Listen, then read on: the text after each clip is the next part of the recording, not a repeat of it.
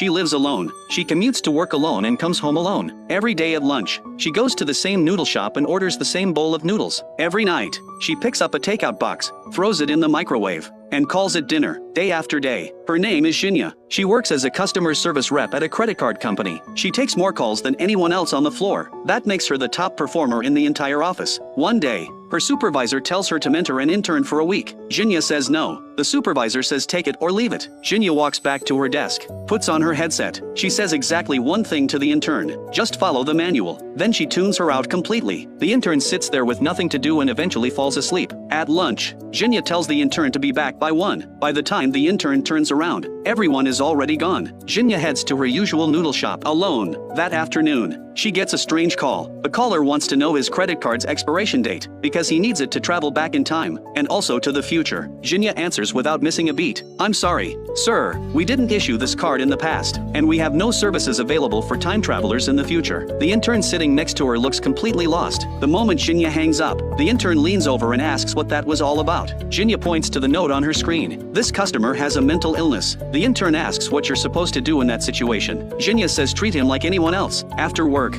Xinya gets back to her apartment building. She finds her landlord and the police outside her neighbor's door. The young man next door has been dead for a week, a guy who lived alone, and nobody noticed. Xinya remembers he spoke to her just a week ago. The landlord is too busy worrying about whether anyone will want to rent the place now. That night, Xinya can't sleep. The next day at work, she sits scrolling through news about her neighbor. Turns out he was bullied badly as a kid. That kind of childhood trauma had followed him all the way into adulthood. Then the intern panics and turns to her for help. Xinya gives her a quick pointer. The call gets dropped anyway. At lunch, the intern tags along to the noodle shop. Xinya mentions it's far, hoping to shake her. The intern doesn't take the hint. She talks the whole way there and keeps apologizing for how badly the call went. Xinya glances at her, then orders her food and heads inside.